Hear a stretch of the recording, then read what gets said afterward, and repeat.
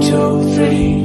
And don't you stop the music, get into it. Won't you dance with me? Find a place and lose it. You can do it. Won't you dance with me? Yo, good morning mga ka-energy.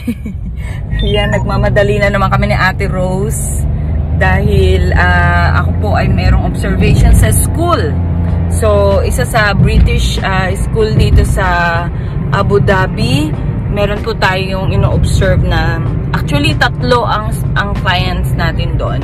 Pero for today, only 2 lang ang i-observe natin. So, kumusta po kayo? I hope you're safe and sound, and update ko po kayo sa mga errands natin today. Meron tayo sa Mohammed bin Zayed ba yun, ate? Mohammed bin Zayed, tapos meron din tayo sa bahay. So, pag ganyan-ganyan tayo ngayon, ano lang, ping-pong lang. Supposedly, wala akong Mohammed bin Zayed ngayon, kaya lang may emergency lang tayo doon, okay? So, let's go to the Pearl Academy. Hello, mga ka-energy. Ayan, nagulat kayo no, nandito na naman ako sa bahay. So, natapos na natin yung 2 hours natin sa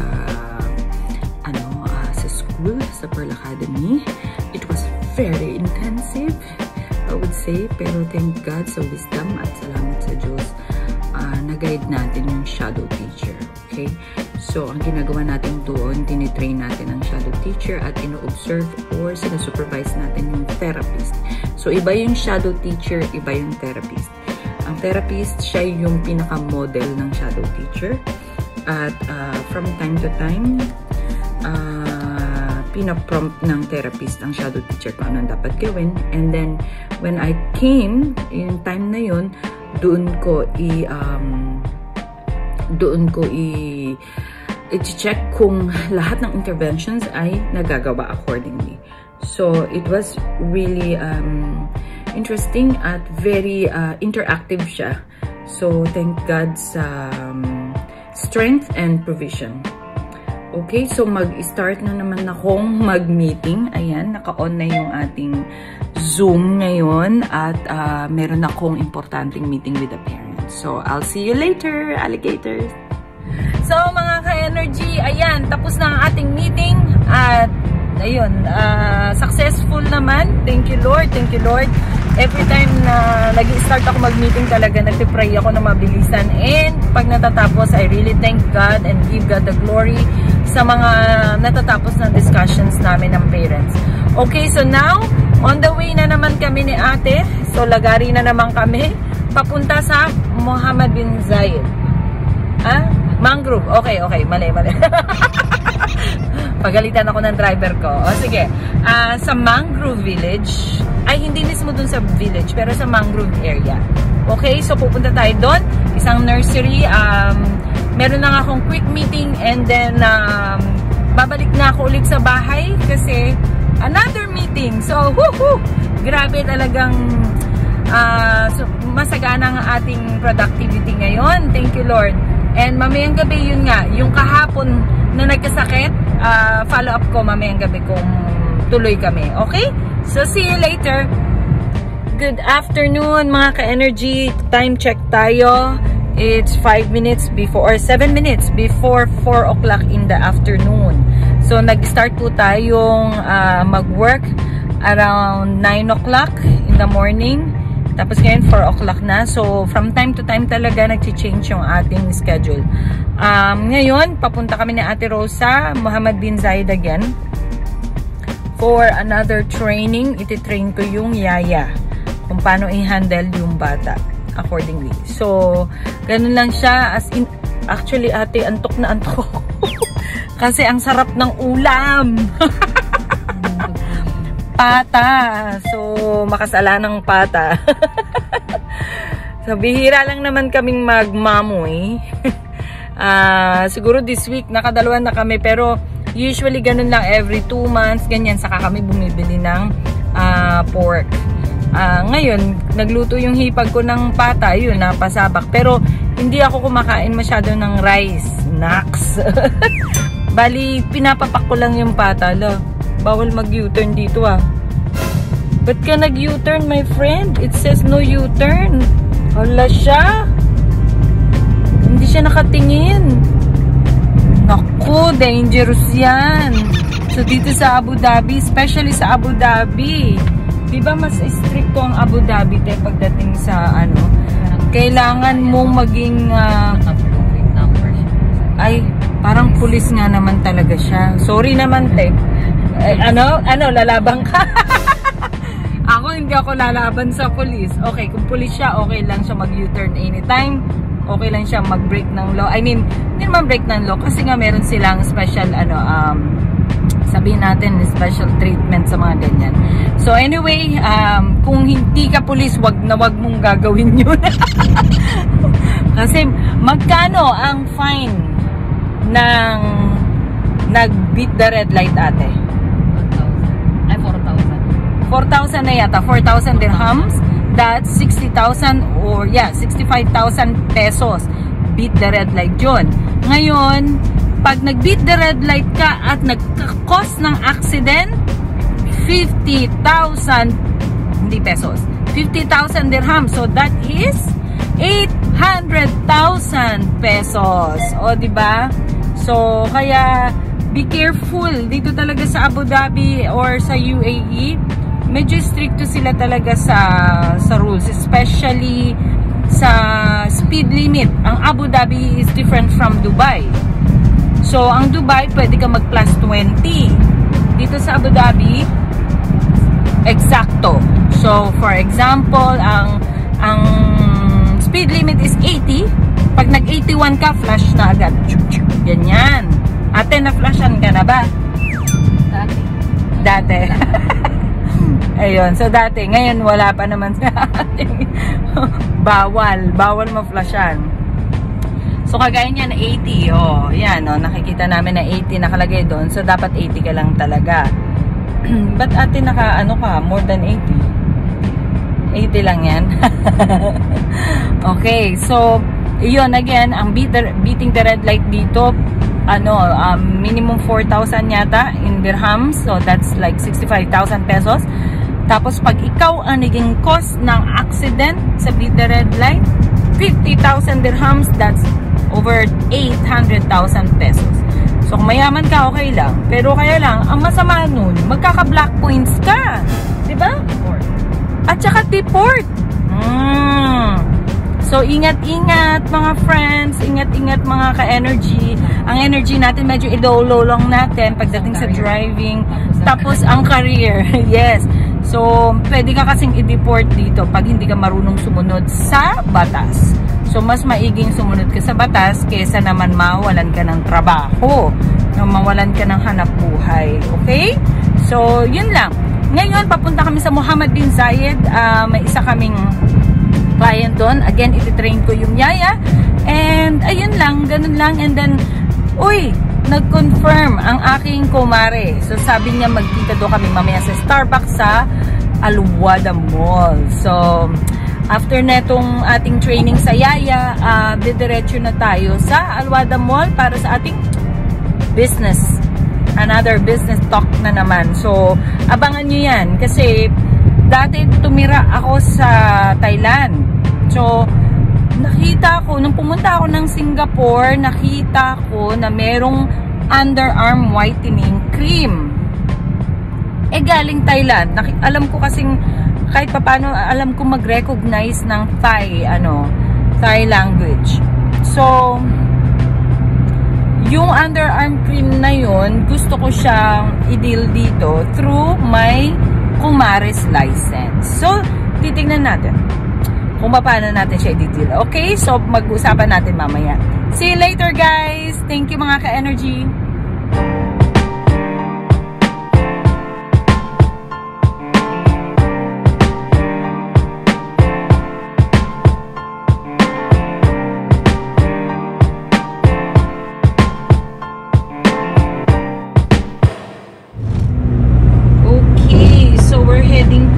Yung toll gate so wala nang pila-pila dito, dire-diretso na yan, system na lang yan. So ito ang Macta Bridge, yan, nice, no? Tapos nandun ang Khalifa University, may tubig dyan, yan. So isa sa mga ways to na pwede nyong tahakin, Macta Bridge. So mga ka-energy, naantok pa rin ako. Andito na tayo sa bahay na pupuntahan natin for therapy. Ayan, 1 oras lang tayo dito and then we'll proceed to our meeting. Ayan, nandito tayo sa Mohammed bin Zayed. Ayan, hindi ko pwedeng pakita sa inyo ang bahay pero yan yung ano niya, dyan sa labas. See ya! So, ayan mga ka-energy. Hi, natapos na rin. Thank you Lord. Ang training natin sa Yaya. So, andito ulit kami. Ayan. Ito yung mga villa, oh. Tingnan nyo, ang lalaki. Mga ka-energy, super lalaki ng mga bahay. Ganyan. Napaka-bless ng mga taong nakatira dito. Ito may bakante pang lote, oh. Teo, baka gusto mong bilhin. Ayan. So, papunta na po tayo sa Al-Wada Mall. It will take us 45 minutes ang biyahe papunta sa city. Kasi ito po ay labas ng city. So, ayan, yung mga villa na nakahilera dyan. O, diba? Ang gaganda, oh. Yung gate na yan. Wow!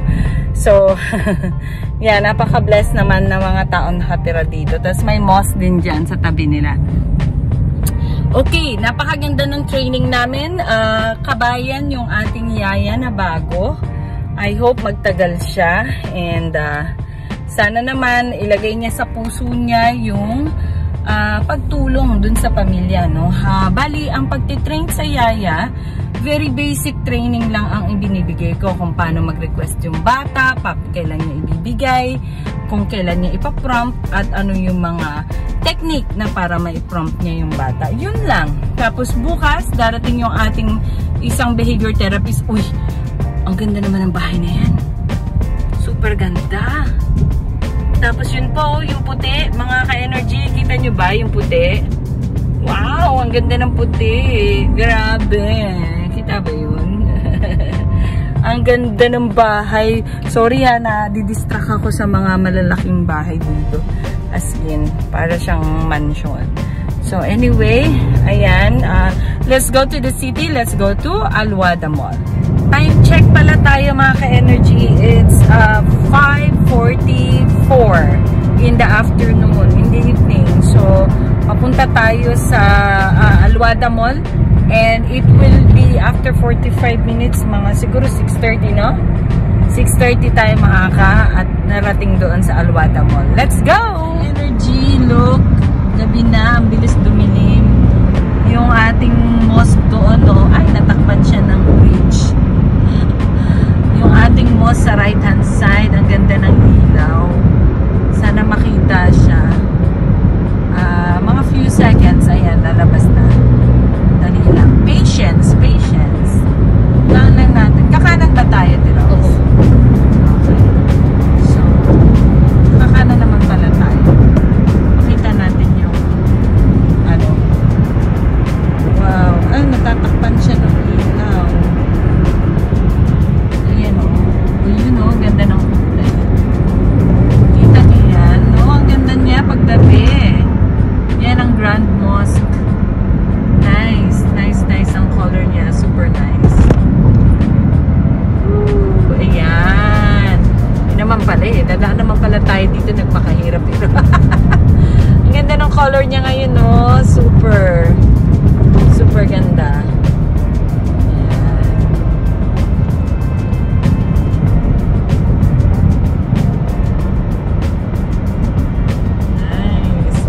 Dilim na dito. Ang bilis dumilim mga ka-energy. As in, kanina lang may araw-araw konti. Ngayon talagang nag-darker na siya. Ayan o. Nag-iiba-iba ang kulay niyan mga ka-energy. Tapos meron pa dito isang structure. O ha? There you go. So mga ka-energy, andito na po tayo sa Al-Wada. Yan. Al-Wada Mall. Pero andito tayo sa extension. Pupunta tayo sa bandang gitna para dun tayo sa Starbucks na new part. Okay, so again, ayan na naman yung Millennium Hotel. Ang kilalang Millennium Hotel. Okay, so punta lang tayo sa bandang gitna.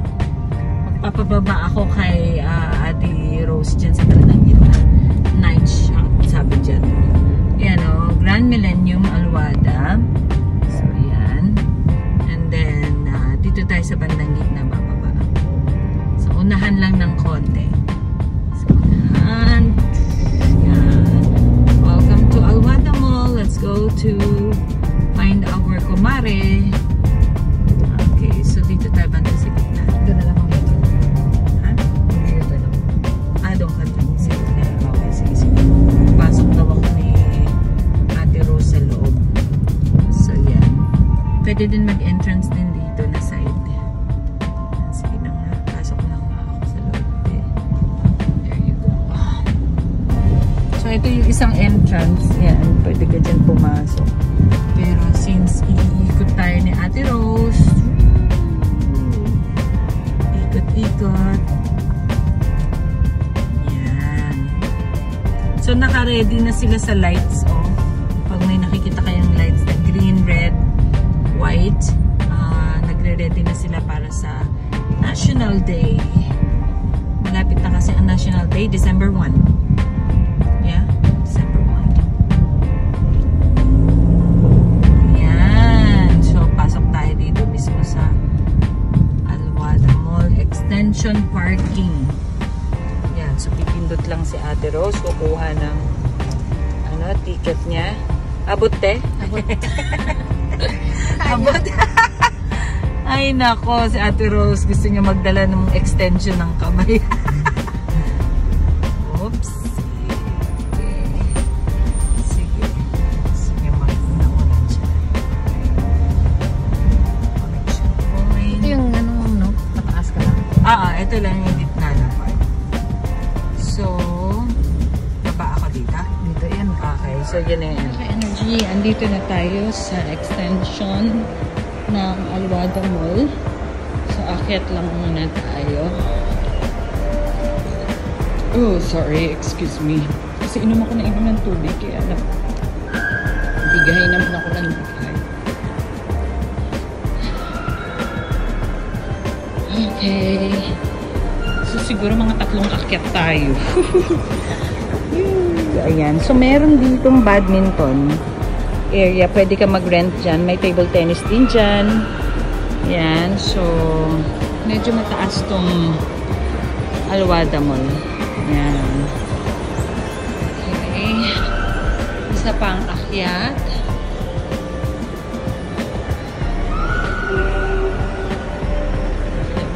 Dito. And then, hanapin natin yung Starbucks.